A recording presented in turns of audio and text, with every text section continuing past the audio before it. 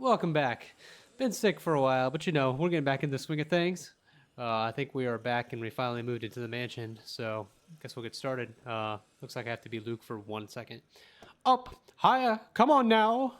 That's pretty good. The place is bustling with movers carrying furnishings here and there, along with several trunks of personal belongings taken from our present penthouse. Luke watches them like a hawk, making sure nothing is handled carelessly or gets stolen. Careful now. I know your pictures are framed by cheap plastic, but those are framed by African Blackwood and are one-of-a-kind commissioned paintings. Each one is easily worth a lifetime of what you lot make. Luke, do the dishwashers go into the kitchen or the butler's pantry? Pantry, Buttercup. Careful, that's Emma. No, you there, put that down. You do not manhandle a Napoleon Abueva. Abueva. I can see the exasperation, and I have to send the foreman an apologetic glance. Even Johannes rolls his eyes as he goes by. Have they said his name? Johannes? Johannes? Johannes? Probably Johann. Considering Luke is always like this during a project, Johannes and I have got used to it. Poor Marianne, on the other hand, looks a bit stressed at seeing the gigantic mess, before quickly going back to work. Everything just has to be perfect, exactly the way he wants it. One little thing out of place, one little thing that didn't fit the image he clearly constructed in his head, and Luke gets bent out of shape. Sweetie, why don't we go and sort your suits upstairs? Let Johannes and Marianne and the foreman deal with the rest of the work. We have this, Mrs. Wright.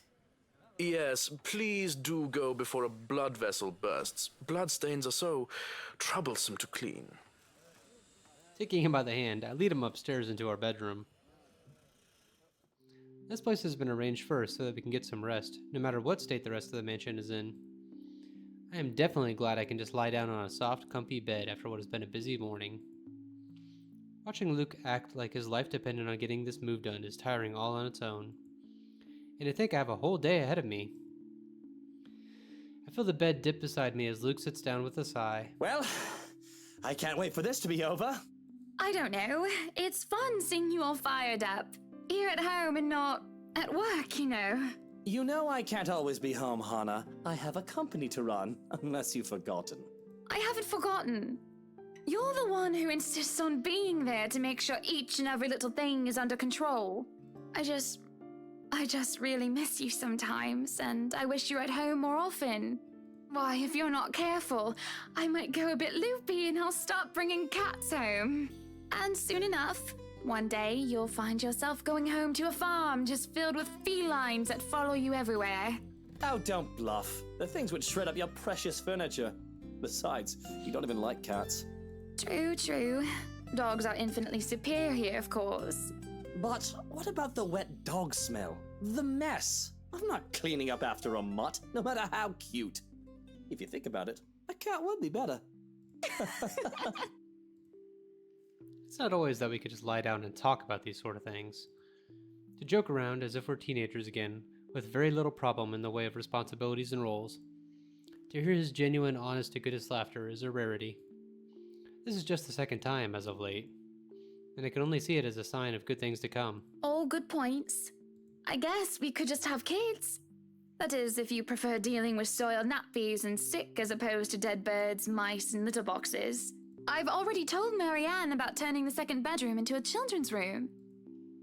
I guess sometimes I don't know when I'm crossing a line. I didn't say that I'm a good comedian, did I? Not this again. What? I wasn't being serious. It's not something you take the piss out of. Having a kid is a big responsibility, Hannah. We've talked about this, haven't we? I'm not ready to be a parent. I'd probably end up killing the little brat by the week's end.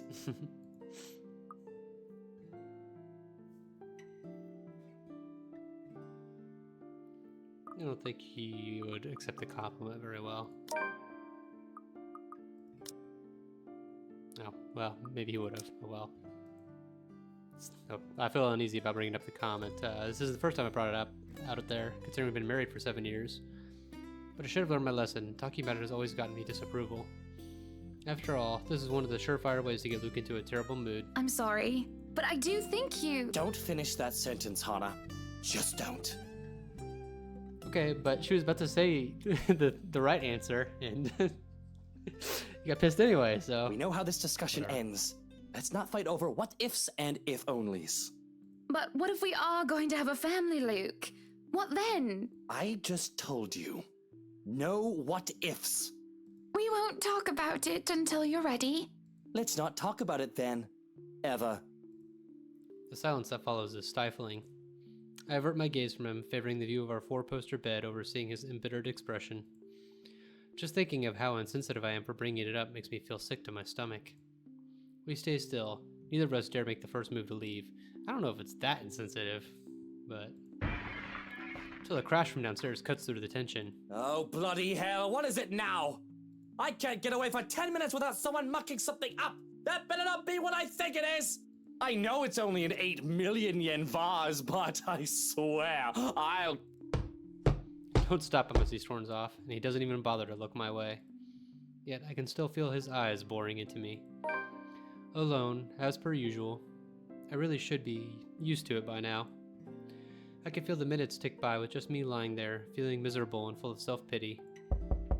I've rolled over to lie on my stomach at this point, with my face buried into the pillows, when there's a knock at the door. Grumbling at them to go away doesn't work, as a voice comes from the other side. Madam, the photographer from Luxury Living is here. Wait, is that today? Oh yes. People had caught wind of our new mansion the very moment we left the open house.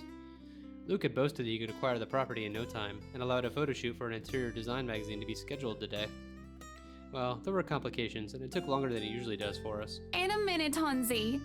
Johannes, if you could at least make it through the end. Tell them I'll be right down, Hansi.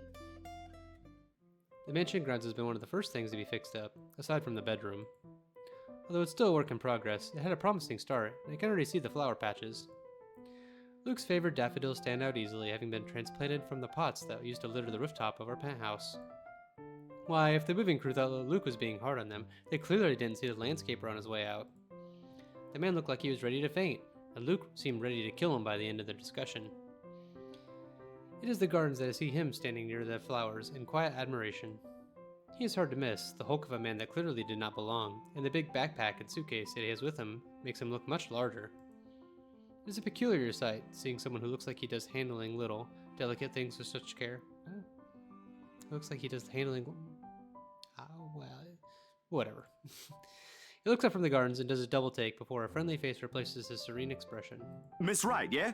Hi, Zachary Steele here from Luxury Living, ma'am. Hope you weren't waiting too long. But it looks like you're still moving in, huh? Thought for a second there my calendar was wrong and I came here too early. The one and only. Welcome, welcome to Maison de Right. And yes, we've been in the process of moving in as we were delayed. But it won't be a problem. They're just adding a few things here and there, and you should still be able to do your work. Where's the rest of your crew then, Mr. Steele? Zach is fine, please. Mr. Steele makes me feel like I'm a mascot for a cleaning product. Anyway, I'll be your one-man crew for today. Don't worry, been doing this gig for a while now. You must be quite the veteran to handle this on your own. We've had a full crew coming into our penthouse the last time we were covered in your magazine. Veteran? Oh, your words are too kind, Miss Wright. Hana, if I get to call you Zach, you have my permission to call me Hana. Alrighty then. Anyway, I'm no veteran, but I know my camera well enough to make sure this is a good shoot. You can trust me on that, Miss Wright. Hana. Zachary proves quickly enough that I can, in fact, trust him. His skills with the camera and experience in this industry at the very least. He is kind and courteous, listening and following as I lead him around the house. A really nice fellow, and he treats our household staff well whenever we cross paths with them. I answer his questions to the best of my ability, and he is patient enough to answer mine whenever I get curious enough. For one, I ask what the bags are for. They are quite the magician's toolkit. From inside, he had procured several items to embellish the interior with. Bowls of fruit, lemons, trays with peppermill, stacks of cookbooks, cutting boards, and glass canisters filled with colorful nuts and grains that are brought in for the kitchen setting. For the bathroom, there are white towels, seashells, and decorative soaps. There are other things as well, too numerous to count, all in that large backpack and suitcase. Tricks of the trade. Softens up a room, makes a place feel more homey, and fills it up with texture. But you guys probably have better stuff I can use for this. No lights. Don't tell me all of these are just props. Well, I've got my tripod here. For things like these, natural light is best. I'll just have to set the shutter speed to a real slow setting, and as long as nobody steps into the shot, it'll look great. Oh, it better. We go through the rooms one at a time, although we first tackle the ones that our movers have no business in anymore. The ballroom needs a little preparation, with its grand design. Although there is some trouble at first, with the wide open space and the pictures being backlit. It is in the kitchen that Zachary's props come in handy, considering how Johannes kept the place so neat and sterile. I think it's Johannes, I keep on saying it wrong. One can practically eat off the floor. We carry on touring the house and taking pictures where we can, with exception to the rooms which have yet to gain any purpose or design. Too bad I can't take a sneak peek at his photos yet. Funnily enough, he's using a traditional camera. I didn't even know film still existed. With the way he speaks, however, I can see that he knows enough about his craft that I'm not too worried about the botched photographs. I imagine photography must be cathartic for him, judging at how easy he looks while taking pictures. There are small snippets of conversation in between the clicking of the camera. He even goes far as to talk about the terminologies like shutter speeds and aperture when I ask about the technical aspects. I can't quite see the pictures as it is made, much like when I watch the artist paint on their canvas. But just watching somebody passionately practicing their craft such as this is exciting in its own way, and its on way. Typo. Going through the many rooms has been quite the exercise for both of us. Despite that, he's been so nice that I find myself putting on my best smile. But it is as we were taking pictures in the foyer that everything comes to a standstill for a moment. Just a moment. And had I not been paying attention, I wouldn't have even noticed. It is merely a split second when Zachary's rhythm is put to a halt. His finger doesn't move to release the shutter. Yet he also doesn't pull the camera away from his face, gaze still firmly fixed through the viewfinder. His hands shake, and there's a light sheen of sweat on his forehead. Zachary? No response. Zach? Is something the matter? Lowering his camera, he blinks and stares at something behind me before shaking his head. Turning around, though, I see nothing that could have gotten his attention. Oh, no, there's nothing wrong. I just remembered something, that's all. Let's get back to the pictures. Can you move a bit more to the left, yeah? I struggle to respond this time. There's a sudden weight on my back and an indescribable tightness around my throat. Everything stops. And everything starts again as I manage to choke out. If you're sure. I don't know what just happened. It was probably just a dizzy spell. I'm fine. And he said he's fine. We continue at the same pace as before, although there is an unspoken agreement that we will not talk about what happened. So, is this a full-time job for you then? Nah, I just freelance mostly, for magazines, newspapers, and events. So you can't really call it a full-time job. It's fun and it puts food on the table, but it's not what I really want to do. At least, not all the time. What is it that you want to do then? Maybe I've been out of line, sticking my nose in other people's business, but I can't help but ask. I regret doing so, as I see his shoulders slump and the easygoing air he has fades away. He looks torn over whether he wants to talk about it or not. Films. Documentaries mostly. But cinematography is a lot more difficult than photography, right? I was working on this thing, actually. What thing? Well, it wasn't really a big thing. People didn't like Blue Fonzie very much. People don't like a film about colors. I suppose they would have liked Blue Bibby a lot more. Very funny. So, Grand Director, do you want to tell me what Blue Fonzie is all about? He hesitates. But when I refuse to budge on the matter, he gives in and spills it all out. Blue Fonzie, la plus sombre des noirs britanniques. I don't know what that. Dark blue, the darkest hours of the black British. He speaks with passion of one who has gone through the very matter he's concerned with. There's conviction, knowledge, and experience in his speech. Why, I would have told him that he was an amazing speaker, if only I wasn't so engrossed listening. Prejudice and discrimination, in schools and in the workplace. Lesser chances for opportunity and higher chances for being treated like a criminal. He spoke of blacks and people of color in general still being treated like second-class citizens. All because of the color of their skin. It is all just positively riveting. And sad. Comes to a point wherein he soon loses steam and he looks abashed, realizes what he had just done. Sorry, I just got so carried away and. It's fine. It is really so fascinating to watch people talk about their passion after all. You should see how your eyes light up when you speak so fiercely. You do have very beautiful eyes. Uh-huh. Thanks, I guess. I want to say that I understand where he's coming from, but I really don't, do I?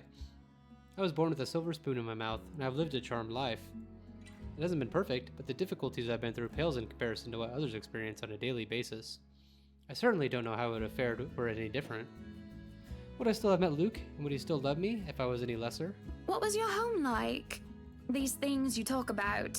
It sounds like you've... Well, I don't mean to pry, I mean. Live with my older sister and my grandparents. We had a shop selling all sorts of things below our flat. And well, I was one of the few non-white, non-British students in class. I didn't get pushed around or anything straight up. Even then, I was one of the biggest kids around, but a pencil and notebook would go missing, you know? Oh, that I knew. Children can be so cruel at times. Of course, it might be a slightly different story when you have personal guards, and the stolen item is not a pencil, but an expensive heirloom. So what about you? How you liking your new house? It's pretty impressive.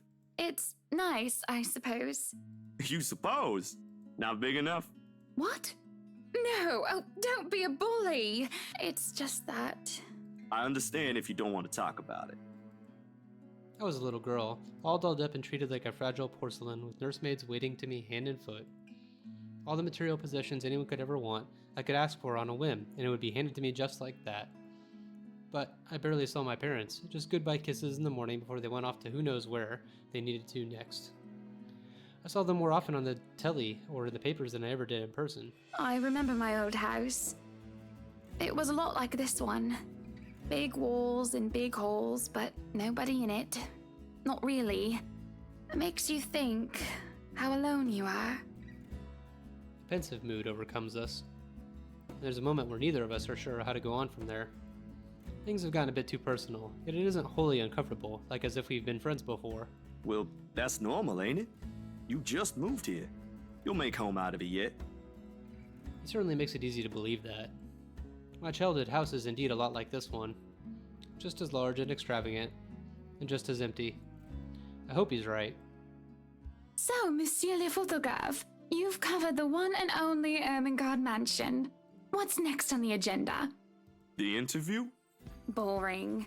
It's an interior design and housing magazine. And they want to know what Miss Wright has to say about her interior design and house. Honor Wright thinks she bought a magnificent house that she can certainly brag about. Blah, blah. Boring. You know what they should print more of? I watched an interesting documentary the other day. Bleu Foncé, The Darkest Hours of the Black British. I recommend you watch it. Those are the things that people should know about. What do they care if I use a purple or green bowl of fruit in my kitchen? People, right? Oui. People are shite. What do you think? Do I look good with this angle? I strike a pose while he's busy, looking taken aback for a moment, probably not expecting me to just go and say such a crass word. But he recovers quickly, and after snapping a few shots, he grins. Yeah, vous êtes belle. You're beautiful or something? You're very beautiful? Something like that. You want copies of these ones? Yes, please. So, the big boy knows French. You must have wooed a few ladies. Unless you're into gents. Either way, French is, after all, the language of romance. Oh, I don't know about quoting fancy poetry, but I've made lunch for a girl before, and they did like that fancy French cuisine. Can you cook your best? I can cook just about anything as long as I know the recipe. C'est magnifique. It's been too long since I've had a nice and proper chat with a good friend. No, Lee is certainly not a good friend. And although we just met, Zachary's the sort who can probably befriend anyone. He's just a comfortable person to be around with. A bit too comfortable. The photo shoot went by a breeze, and somewhere along the way, as we talk and laugh, I found myself getting a bit too close without realizing. He'll give me this strange look until I back off, and I'll go back to asking questions after I agreed to do his little interview. And it's just odd. Well, no. Me being friendly isn't that odd. That's how I am. Zachary is the one that's being odd. Well, anyone else would be absolutely welcome with the attention I give him. He, on the other hand, looks almost flustered about it. He should be used to different personalities by now, having to deal with various people when he works. And if not, he needs to start. Perhaps nobody has shown him attention of this kind, but he's a big boy. He should be able to handle me. All it is a friendly touch here, a pretty smile there, and a gentle swaying of the hips as I move around. Zachary grew and grew more red every time he noticed. Am I being mean as I find enjoyment in seeing him unravel? Perhaps. This went on during the interview and beyond that. There's nothing wrong with what we're doing, right? Zachary and I are just having a playful, friendly chat while enjoying the outside view. At least that's how I see it. I'm sorry, but I'm really getting distracted. Could you maybe stop doing that? Stop? I'm not sure if I want to, though. Sure. Ha! This is who I am. I'm not going to tone myself down for somebody else. I have no obligation to do so. At any rate, he's rather cute. It's a bit fun seeing him squirm. What's the worst that can happen? I doubt it'll be anything bad considering how much of a gentleman he is. Oh, stop doing what, Zach, sweetie? Touching my arm and looking at me like that? I pause, giving him a baffled look. This is certainly the first time a man has ever complained about me being too friendly. I'm not doing anything wrong. Come on now, don't be like that. It's just a bit of fun. Jeez, lady. A bit of harmless fun. Is it harmless? I'm sorry. It's just Yeah, really uncomfortable. This is like a... You know, I might have caused some of this, but... This is sexual harassment or something. And A client. I don't think either of us want Mr. Right to see us and think there's any funny business. I'm sorry. Look, can we just... We're finished with the interview already, aren't we? Maybe it's about time I go. Oh, you must be joking. No, I'm not. You're certainly the odd one. Don't be such a killjoy. All right, you A don't have to little keep bit of pushing it. flirting never hurt. Other men would simply be delighted by my interest in them. Besides, you really are such a cutie. Well, I'm not them, Hannah. So, yeah, I'm probably odd. I don't understand you. Let me put it this way. You're a pretty lady, so this must have happened to you at least once or twice. How would you feel if someone was making you uncomfortable? Only for them to refuse when you ask them to stop and they make you out to be the one that's wrong? This isn't the same as that. So try to argue his point. He starts to pack the rest of his bags. This is preposterous. My main argument is, what sort of man complains about a beautiful woman being friendly with them? Seems logical in my head, but the moment I try to say it, it starts to fall apart. Yes, it is. Unwanted advances don't make me feel macho or anything like that. I'm not here to argue morals or ethics, Miss Wright. I think I have more than enough for the interview, if that's fine with you. I may be starting to overstay my welcome. I feel deflated. And things are going so smoothly, too. I ended up pushing too hard just when I might have found myself a good friend. I'm not sure if I feel awful because I'm not getting what I want or because I was just compared to the pigs I so despise. You're not even going to let me apologize. You're not a bad person, Hannah. Just Because I really am sorry. people won't always be how you want them to be. And apology accepted. But I really do need to go. A friend of mine is expecting me and it's getting late. Will you visit again? I will be asking for copies of those photographs. Yeah, sure. I'll make you a copy. That would be much appreciated. I'll ask Johannes to see you out. I feel sick to my stomach as I watch Zachary leave. It is silly to be upset over a falling out with a man who was, only a few hours ago, a complete stranger to me. That doesn't excuse my boorish behavior at all. It doesn't make me feel the ill feeling any better. I don't think about it. I stare off into space, unsure of how I feel. And I stay a good while, just standing there until the sun sets in the horizon. Disheartened, I proceed back into the mansion for supper. Ah well. Shit happens. Entering the dining hall causes me so much confusion. It is dark. For a moment, I thought the electric work is not up to par. But that clearly is not the case, as every other room is bright with artificial light. Finding the light switch is a monumental task, considering the size and my unfamiliarity with the room. To make matters worse, the darkness grants the room a different atmosphere, eerie and frightening. It takes longer than I thought to find the switch, something that will have to be rectified later on. My skin starts to prickle, and there's a distinct feeling of being watched. It unsettles me and only spurs me on in my search. When I do open the lights, there is a hiss. I'll turn the lights down, woman. One! There, at the end of the hall, is my beloved husband with his face in one hand and a glass in the other. Perhaps I can let go if it's only a glass of wine. Or I can feel myself go livid after seeing the toxic green liquid gleam mockingly at me. That's absinthe. Luke, what? Are you drinking absinthe? You know what the doctor said. Absinthe, Luke. Are you actively trying to kill yourself? Because if you are, we can just hit you with a bloody car. Honeybee, Buttercup, not too loud, please. Besides, it's Lelouch, not too strong. Just hair of the dog that bit me. Helps with the hangover, dearest. You drank? When? This morning, love. Don't be mad. I just needed a few drinks, having to deal with those simpletons. And maybe I had one too much. You don't see me whinging about you leaving me to handle them on my own. I had to attend the photo shoot and interview with Luxury Living. You know that. Let's not make this about me, Luke. This is about you and your drinking problem and...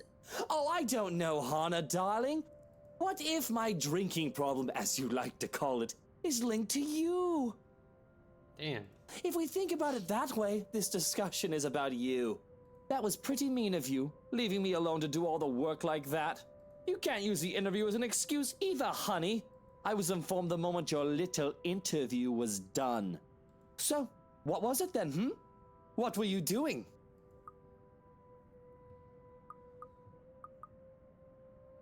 We'll tell the truth. I was talking with Zachary, the photographer for Aw, Luxury fuck, Living. man, I'm just fucking up everywhere. I have no reason to tell lies. It's not like I'm guilty of anything. But as Luke's expression turns, it makes me feel like I'm actually to blame for something. He has a way of making me laid bare with the look. That had really struck me when we first met 80 years ago. That giant Negro. You were having a secret meeting behind my back and it was with him? What are you implying? I'm implying nothing. I'm just worried. You know better than to trust those media types, Buttercup. He must have been really friendly to occupy your time like that. But all he's looking for is his next big headline. He's a photographer for an interior design magazine. Doesn't matter. You let one little thing slip, one wrong move, and it'll blow up in the telly in the morning. He'll go to his journalist friends to gossip and make a quick quid. His eyes were the first thing I noticed about him. They were like nature, the grass and the trees, wonderful and breathtaking. Now as I look at him, they're nothing but the same shade of green as the bloody damn drink in his hand. He was a perfect gentleman, Luke. I can't say the same for you as of recent. Excuse me again? We're talking about you, Hannah. No. I am pretty sure we were talking about you and your drinking problem, Luke, right? Hangover forgotten during the course of this little spat, the man jumps up to his feet and seethes. Looks like he's barely stopping himself from throwing the nearest thing he can find. Oh, it is not a problem. I can stop whenever I want. And even if it was, I think you can very well stay out of it, as it only affects my own kidneys or liver or whatever the bloody hell that shite pollutes. Whatever aftermath that occurs because of your little chit-chat with the Negro affects the both of us, however. Look, Luke. Nothing will happen. You have to relax. It was just a friendly chat. Well, now I think I'm getting jealous. Or I would be if it weren't for this damn headache. Maybe you should drink more. Maybe. Supper was spent in silence with nothing but the occasional sound of silverware. A grand feast had been served. Well, grander than usual anyway, most likely due to Luke's complaints of stress. A platter of native oysters for starters, and trench of turbot with purple sprouting broccoli, lemon, capers, and anchovy sauce for mains. To finish it off, black tea and golden syrup sponge pudding with custard. When our appetites are appeased and the plates are cleared away, Luke stands, kisses me goodnight, and leaves me to stare at my half-empty cup. Lonely in the lull of night, I sit, in a house too big and too empty, foreign and unwelcoming. Even with its warm tone and homely decor, it feels cold. There's no need for tears, however. I know I can get through this like every other obstacle I've faced before. This is a minor setback in what I hope will be a long and happy life. To remind myself that this place is for Luke and for our future children fills me with a renewed vigor. Besides, it looks like someone is having a cry already. The wailing is far away and muffled. Yet at the same time, it shakes me to my very core as I hear it. As if the suffering is just standing right beside me. Hearing it sends a chill down my spine and makes my skin prickle with goosebumps. Who is that? Curiosity. It's Moaning Myrtle. Curiosity sinks in as I follow the sorrowful sound in the kitchen and into the wine cellar hatch. Hello? Is anybody down there? I am curious and concerned, but there's no way I'm going down into a dark and humid underground. I'm not as enthusiastic as Luke, who considers himself quite the connoisseur. However, I can also not bring myself to go to bed with this racket going on. If it is one of the household's help, they will surely need some talking.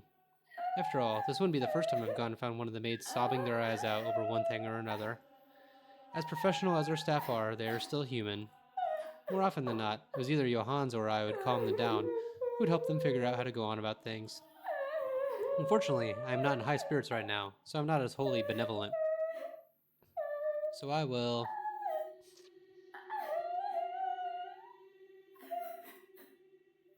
make the wrong decision again. I may not be going down there, but there's no point in talking through closed doors. Or hatches in this case. The thing refuses to budge at first until there is a soft click and it easily swings free. As I lift up the hatch and look down into the cellar, a sense of uneasiness washes over me. It isn't just the sudden onset of vertigo and nausea, but also the darkness. It's suffocating, and as I look down, it feels as if it's looking back at me. Worried that something will suddenly pull me into the deep. I can hear her whispering, "Help me," calling for me. She wants me, needs me.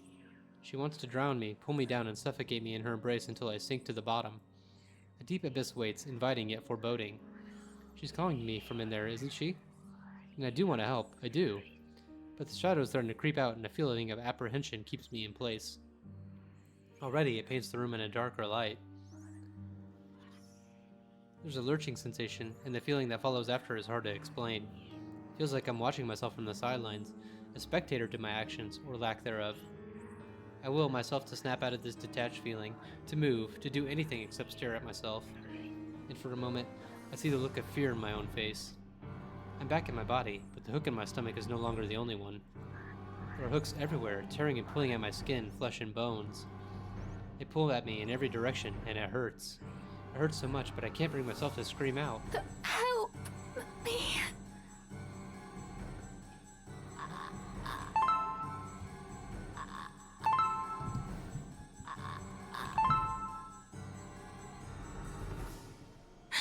Okay, that was it. I wake from a deep slumber. It takes a while with the fog that has settled in my head and with my heavy limbs, but soon enough I manage to look around. I'm in our bedroom already, although I do not recall going here. Luke slumbers beside me, looking peaceful and angelic. It doesn't matter. I'm safe, and I feel better than ever. Tomorrow, better days will come. For sure. Hello, I've returned. Oh shit. Ah, fuck, it's already fucked up. Hold on. Backlog. There isn't a single hide nor hair of him to be found, and trying to call him on his mobile is a bust, as it only goes straight to his voicemail. Anyway, I just went for a walk. It snowed here yesterday. It was pretty cold, but, you know, now I'm recharged, ready to see what I can fuck up in Hannah's life today. That's twice in a row he's gone on me. And for him to disappear today, of all days, is every bit upsetting because of what's to come. The morning is once again filled with a whirlwind of activity. Fortunately, I am much more refreshed as I took a break from my responsibilities. I haven't the faintest clue where Luke was yesterday. Today is going to be a busy day, although unlike Wednesday, the master of the house isn't here right now, absent once again from his duties. Hopefully he'll be back in time for the party. This is our house, after all. A grand housewarming party for the wonderful Wright mansion.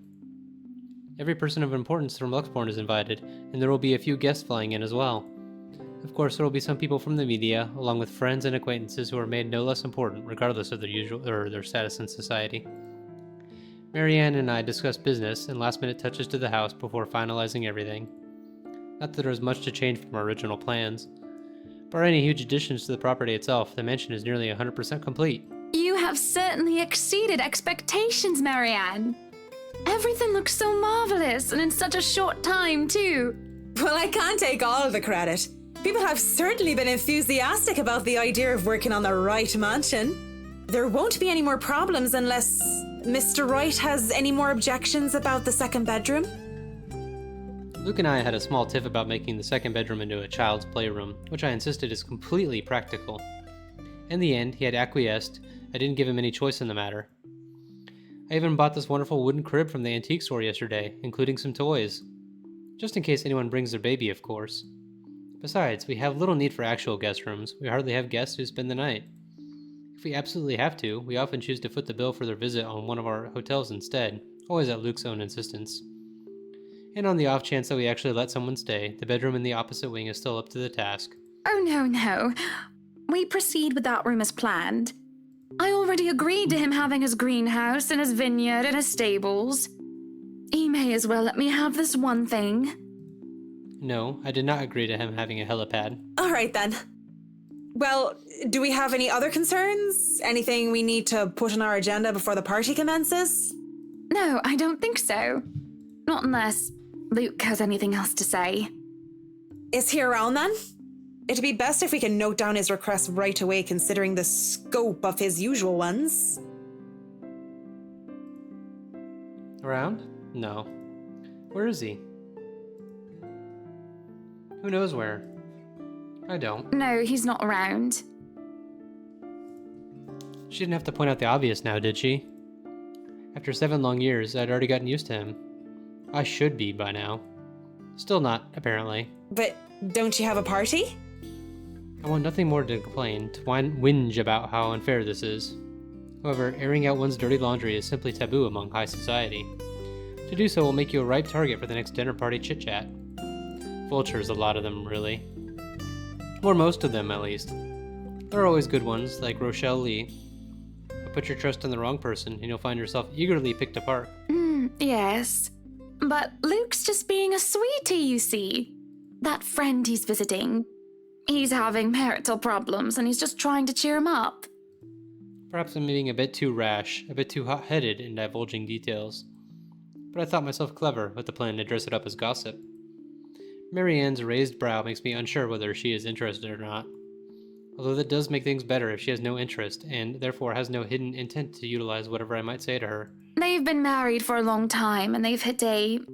how do they say it? A rough patch. His wife has a drinking problem and can be very neglectful. The poor thing really does his best to be a good husband. But it's never enough for her. Sometimes I think it's the years. Maybe it's been so long that they've lost that romantic spark.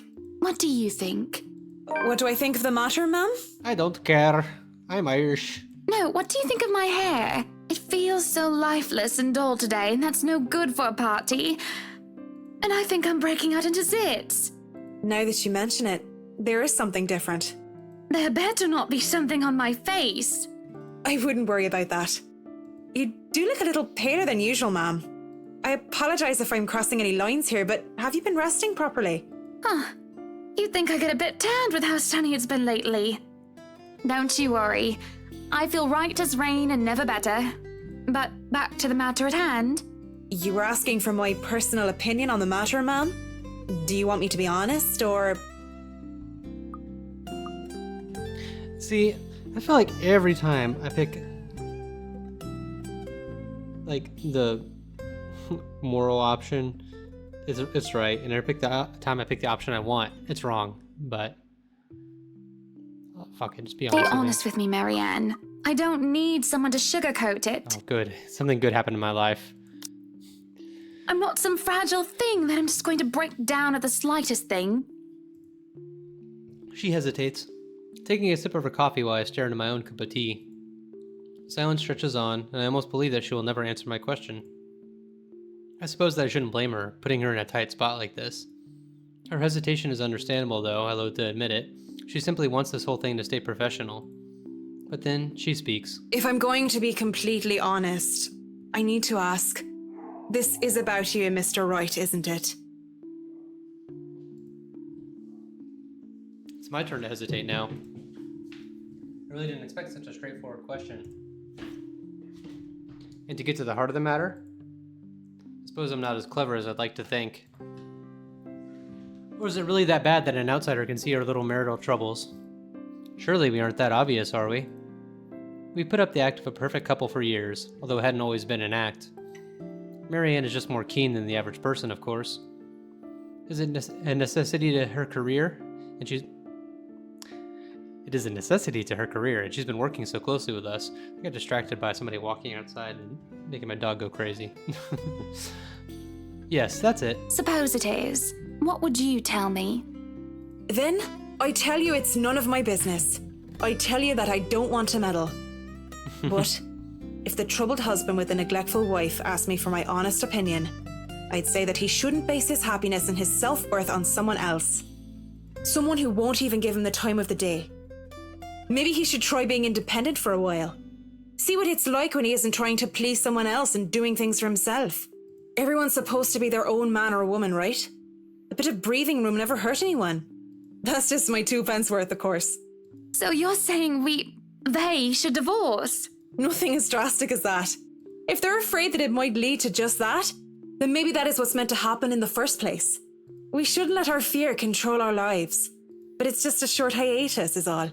Or, couples therapy? Look, I'm really not the best person to ask about relationships, so grain of salt and all that. She trails off, having said her piece. Is that really the appropriate piece to use in that? Anyway, and leaves nothing but the smell of coffee and Earl Grey between us. There's a calm despite the nature of what has just been discussed. To say that her words make me start to think is an understatement. To say that I'm not considering her advice is a lie. And to say that this might just be the calm before the storm is a possibility. Others have had shorter marriages, yes, but plenty have had celebrated long and happy ones as well. My own parents celebrated their quarrel anniversary before they passed away. Isn't that 50th or something like that? But 7 years? 7 years isn't a whole lot in the grand scheme of things. It isn't a whole lot of time to see what and where our relationships can bring us. At the same time, 7 years. Well, it hasn't been entirely made up of unhappy years, has it? It won't last forever. It's not supposed to, anyway. I just dread the thought that it might last for a very long time. I dread the thought that these small spats, these little disagreements, will turn into an all-out resentment. The idea that we will grow to hate each other with every fiber of our being scares me. I can't even pinpoint the exact moment when our blissful union turned sour. We can get through this, right? I know that I still do love him, and I feel that there is still a part of him that loves me in return. Maybe you shouldn't flirt with the camera guy then. Even though I clicked the button. We just need to get our heads together and talk it out. Surely he will see some sense. There's a cough before Marianne clears her throat. It must have been quiet for so long, and I move to apologize when she stands up. We both end up on our feet, unsure of how to proceed. Some sort of odd, awkward shuffle occurs as we decide to sit back down or not. I really should handle what's left of the work. You won't be attending the party? Oh, you really must, Marianne. I'll try to stay and chat. Maybe grab a few bites and a drink, but I can't be around for the entirety of the event. My apologies. Boys, we got some Atlas down here. Busy, busy, busy. You must stay a while. I'd love for you to meet some of my friends, and they're ever so excited to meet you. You need to say hello to the Lees, at least. If it wasn't for them, I'd never even heard of you. We'll see. So, if I can be excused? Certainly. You'll have to excuse me as well. I must attend to the party before any early birds arrive. Because, believe me, they will throw a fuss if things aren't ready, even when they're not supposed to be here until an hour later.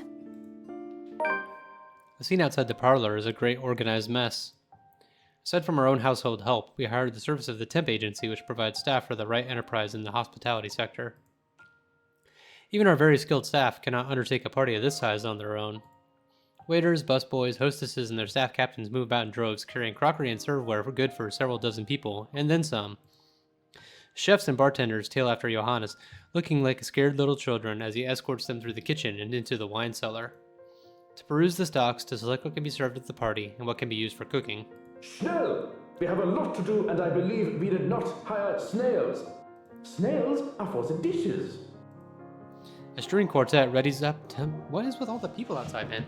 It's 1 degree outside. Covered in snow and ice, and they're still just walking outside my house all day long. Anyway, a string quartet readies up to play for the evening, tuning their instruments as they fill the air with idle chatter.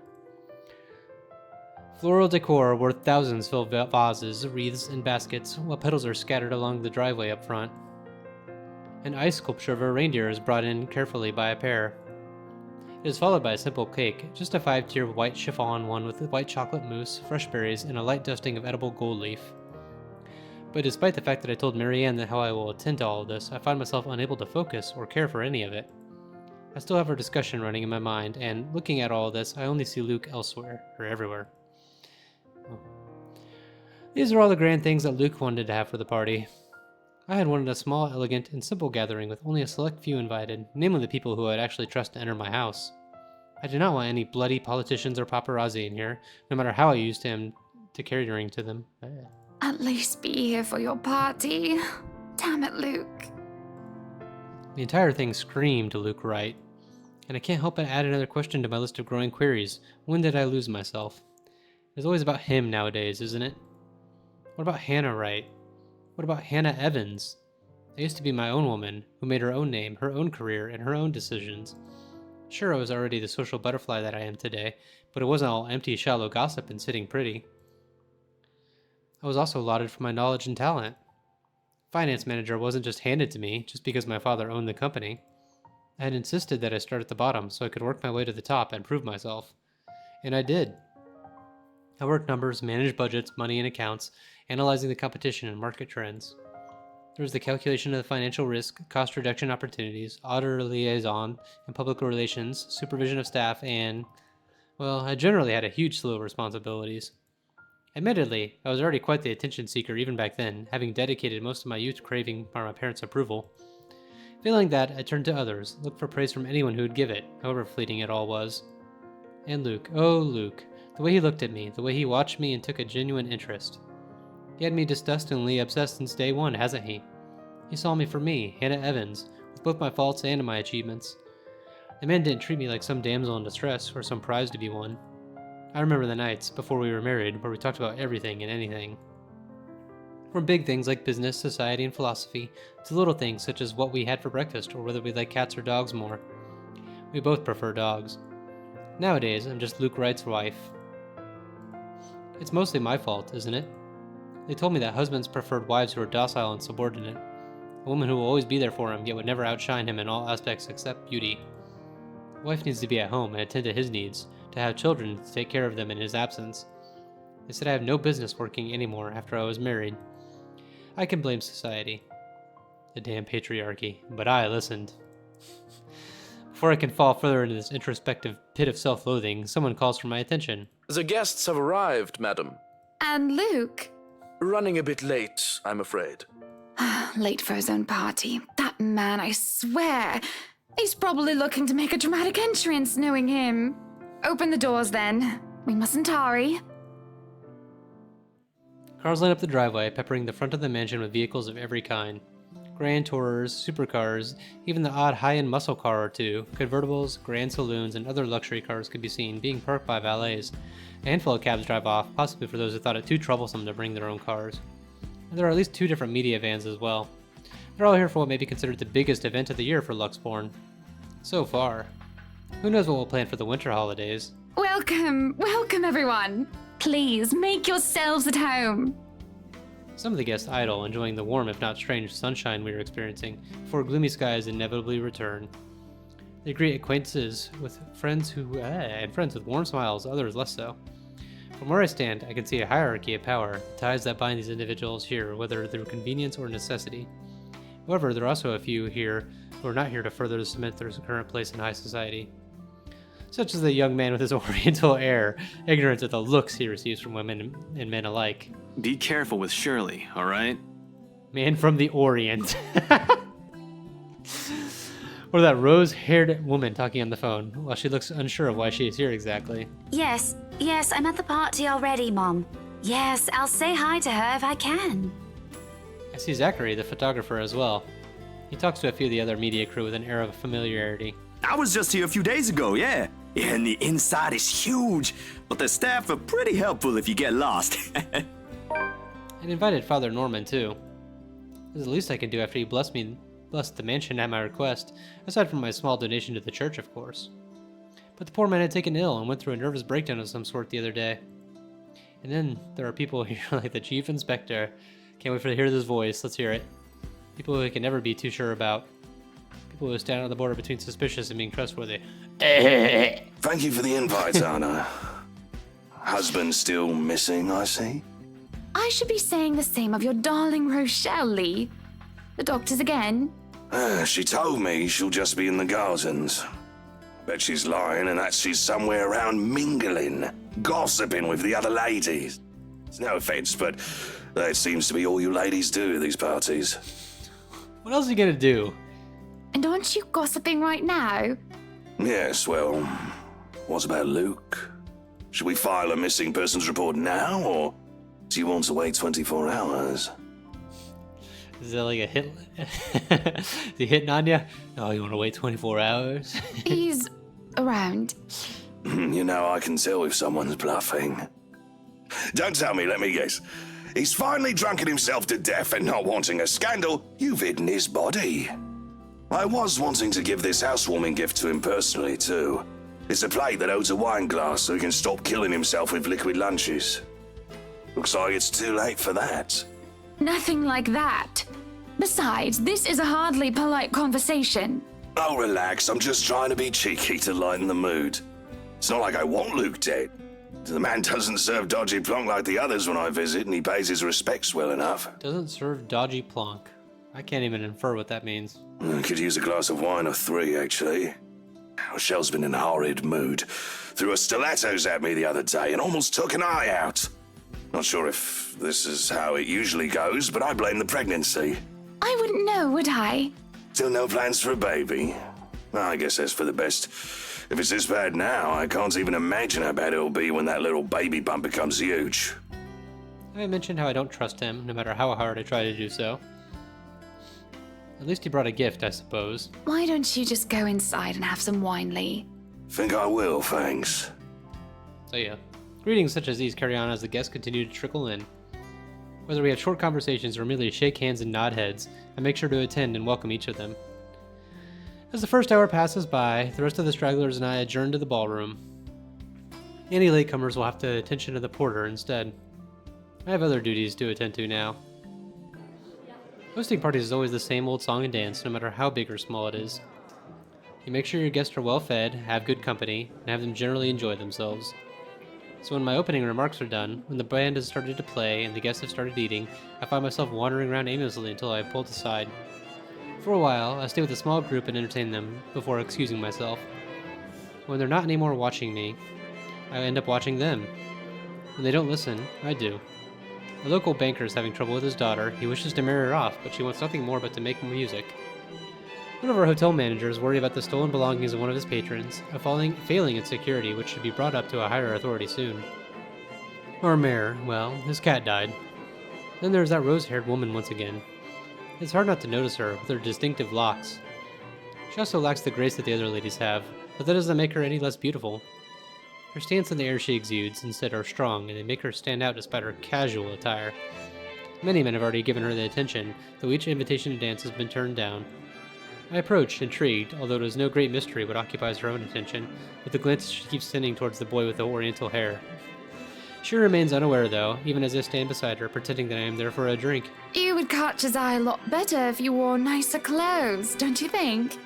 Didn't realize the housewarming was going to be this fancy. I would have gone with a nice dress if I knew.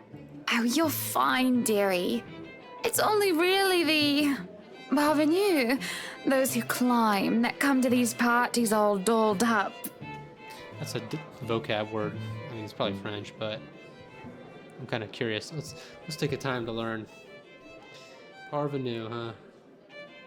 One damn phone. Parvenu.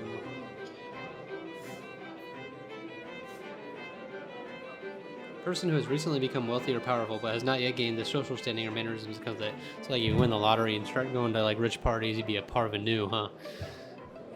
Quite the black-haired beauty, isn't he? The boy comes over, but I do nothing to speak any softer. Just slides on by, he merely passes by and is a wonder he doesn't hear what I say. Who, Ash? You know, you really shouldn't have turned down those offers. If I wasn't married, I'd happily go dancing with those young men. But You said a name. Ash. That's the exquisite lad you've been looking at all this time. I don't know him, and I'm the one hosting this party.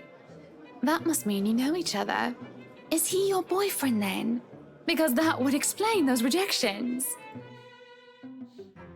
In all my life, I've never seen a face grow red so fast. The shade of her hair did not help as well. This is the most pink I've seen on a person, really. What?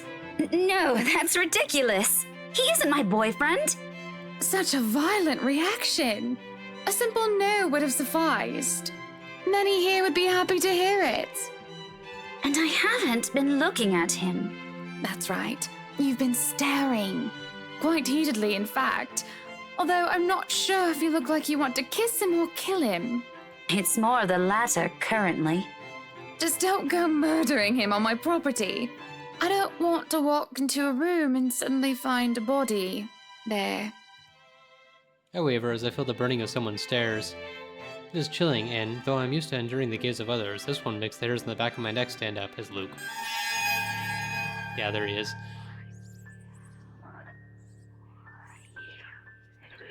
My attention is pulled from the girl, and I see a woman staring. Dark-haired and dirty, she looks more like a beggar than a guest, and I have half the mind to call the security at her when her mouth breaks into a grin. All I hear is her laughing, taunting. Her stare makes my blood run cold. She looks at me like I'm nothing but a pig to the slaughter for her amusement. It makes my hand shake, and I nearly drop my drink. And then she's gone. But then, in a blink of an eye, she's gone, and the buzz of the party returns. I'll keep that in mind, but are you all right? Yes, sorry. I just thought I saw something strange. It must be the trick of the light. Anyway, on a right, as you must already know. Rebecca Gales. Gales. The name is familiar, like a fond memory. I recall a kind lady, a private tutor who treated me like her own daughter when I was young. She'd even bring me food when there was no need to do so. Usually stovies, which I honestly hadn't been too keen about, though I ate them nonetheless because she brought them for me. Oh, the professor! And your little Becky! My parents couldn't make it since they're in Scotland right now. And Mom says hi, by the way. But yeah, that's me. Little Becky. We met once before. Yes, oh, I remember you! You were the cutest little thing with glasses! And when we met, you were having boy troubles with this lad called something with an A. What was it again? Aaron, Alan, Adele, Albert, Alexander, Andrew? The more I list off names, the more red and more quiet Becky gets. She starts to look a bit miserable as her body language shows discomfort and stiffness.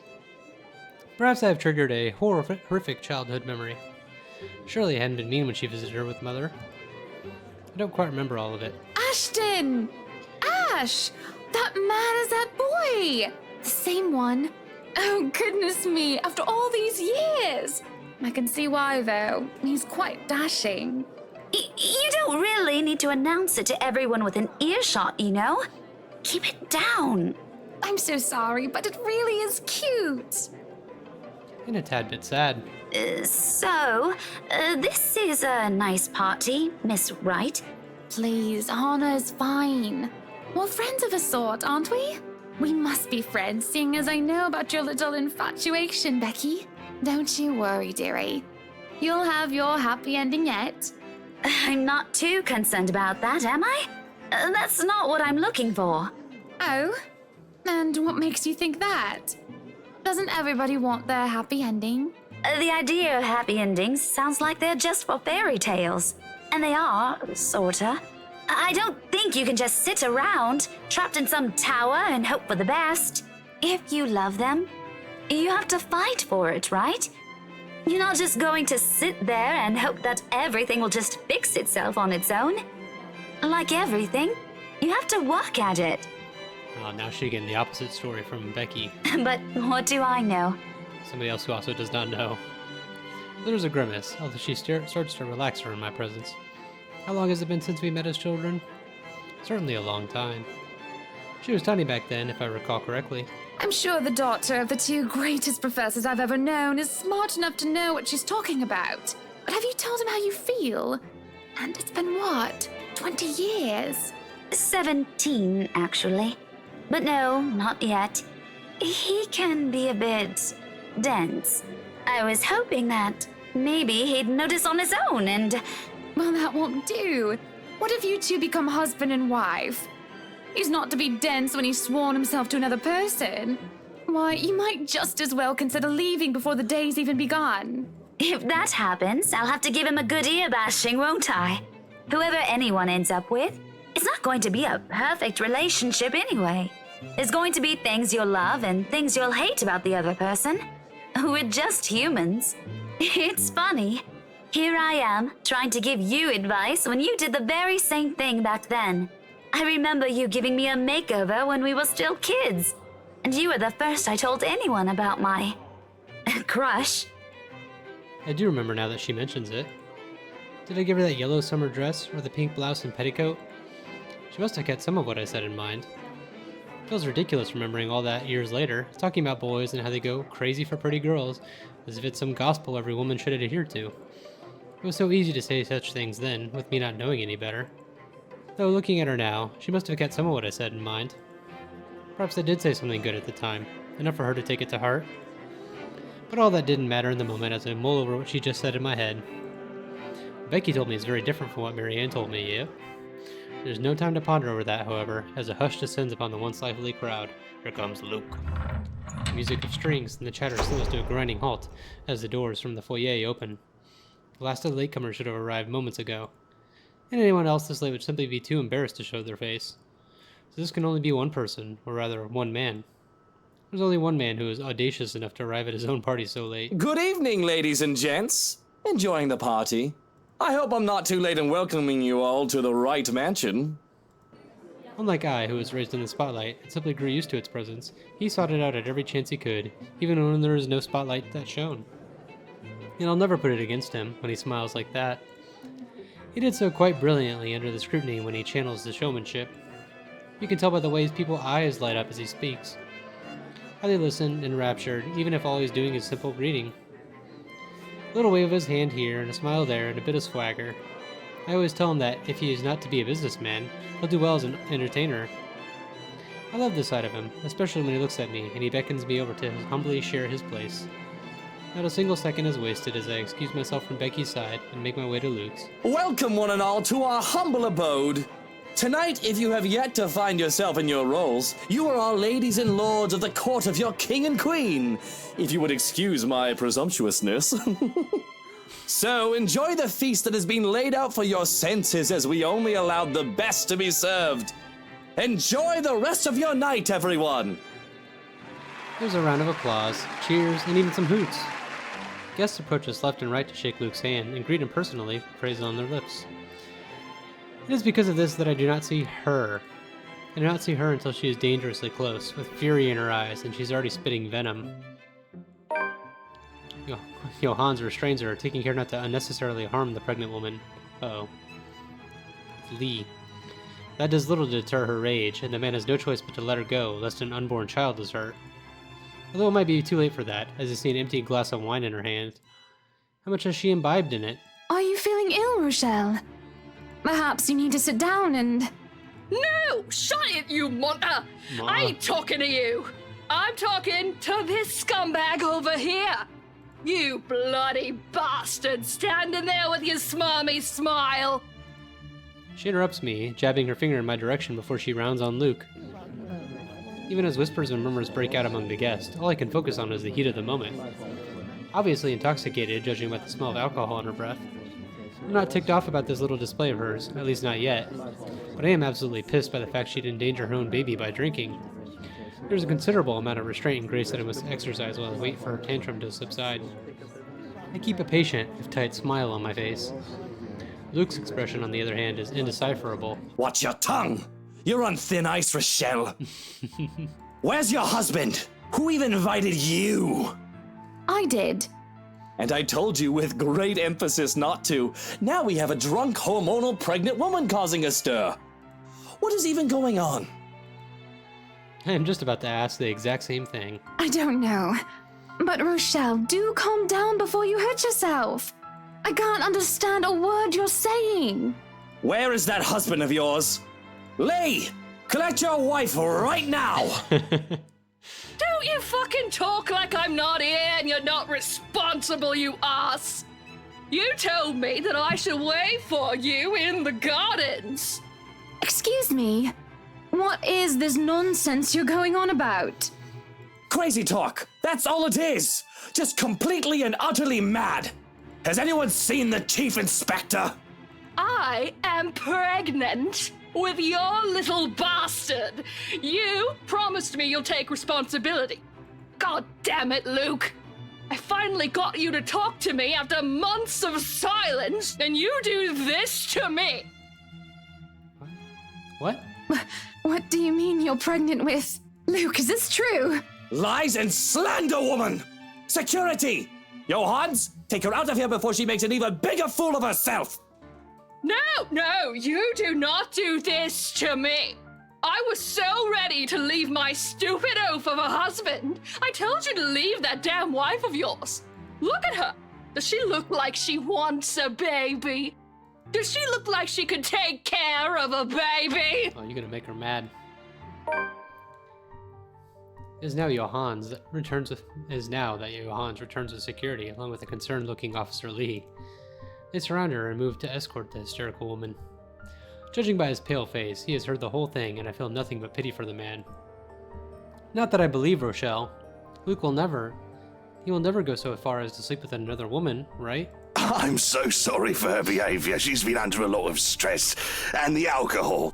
Talking nonsense, that's all it is. You're not allowed to drink because of the baby, Shelley. What are you thinking? Nothing to see here, people. Move along. Was there really nothing here but ramblings of a drunk? Of course they're nothing but ramblings of a drunk. She's just jealous. Jealous of this wonderful marriage, this happy ever after that I have with my prince. Take that troll up out of here immediately! And see to it that she isn't allowed here or anywhere we hold any authority in Luxbourne. To be banned from anything with the right name on it is basically social suicide. We practically own half of Luxbourne, and there isn't a single establishment of repute that isn't under our patronage, one way or another. This is mercy. I can do so much worse to her. At least this way, she can just move out of the city and never ever return. I have stayed my hand in the face of her grievous fault, her bold-faced lies, when she deserves so much more. I can take away her business, have her factory shut down. It is too easy to ruin her life until she is nothing.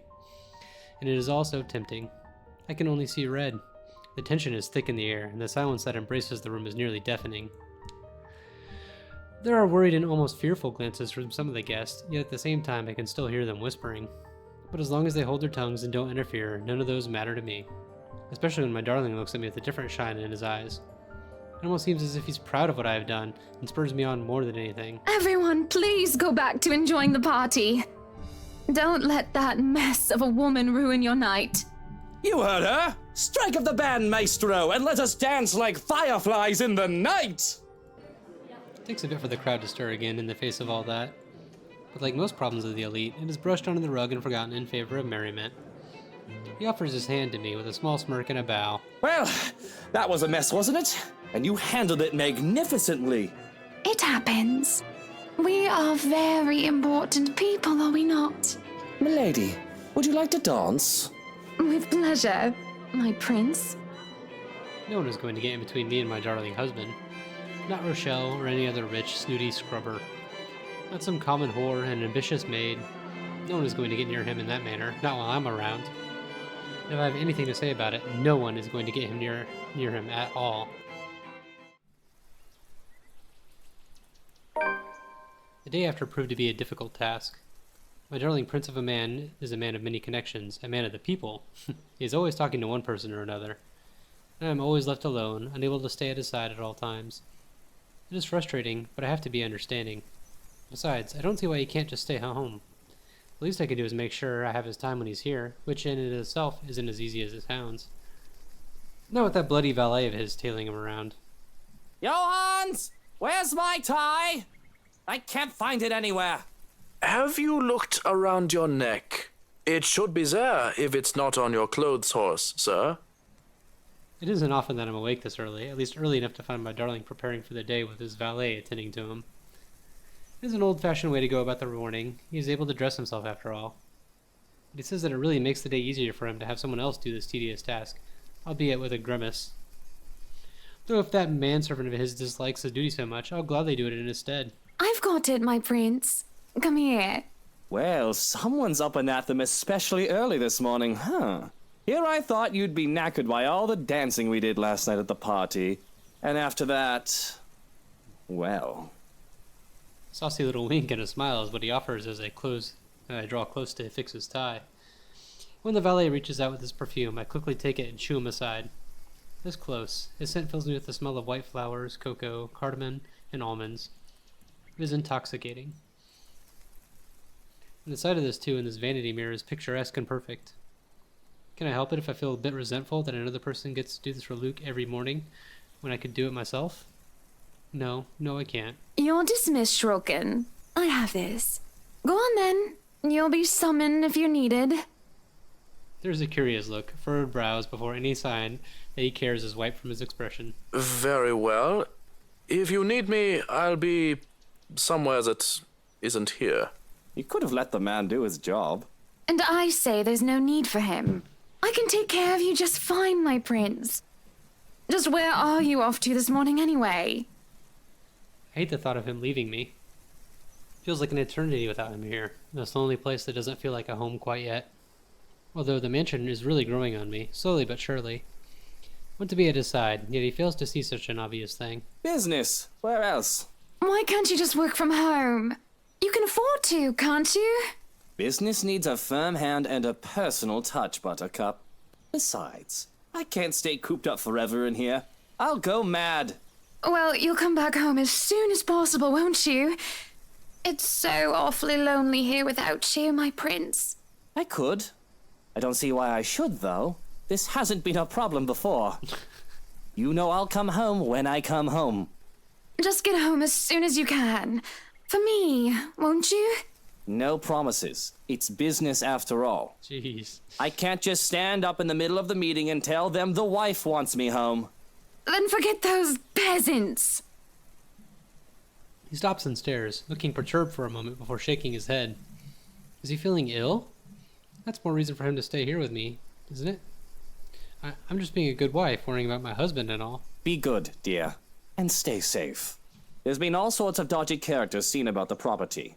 I'll be leaving Johannes with you, just in case you need anything, and to be on the safe side, okay? But I don't need a valet.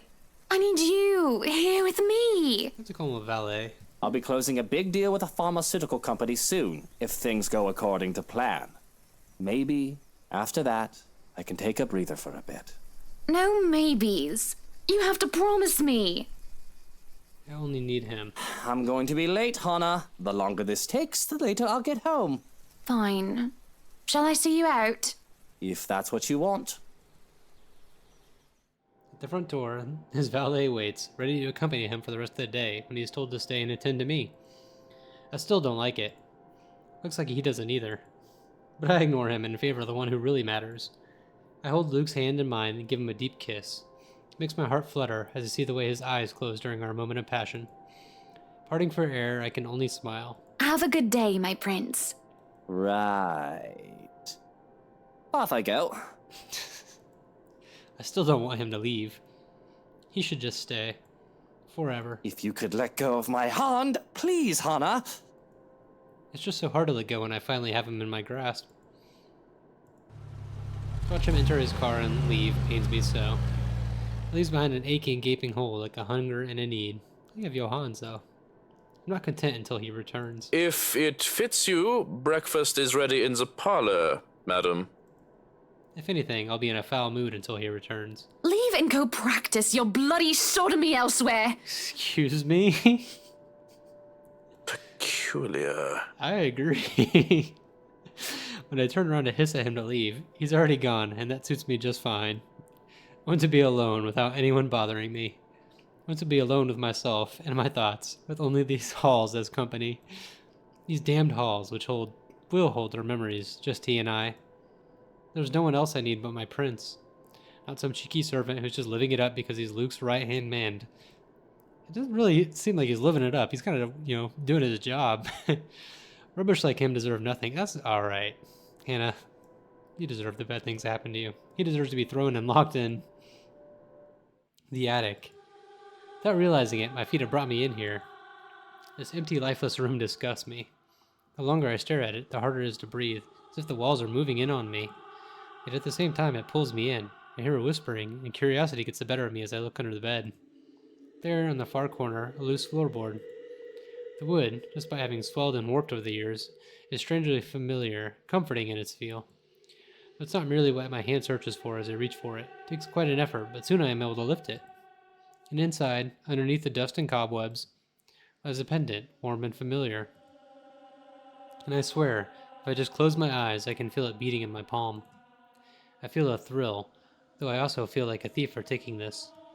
But it's mine. So without delay, I hide in our room. In front of the vanity, I see the ways my eyes shine as I remove the clasp of my old necklace and put on this new one. Fits a lot better than the old one. I can feel it as the weight it weighs on my chest. Right where it belongs. Okay.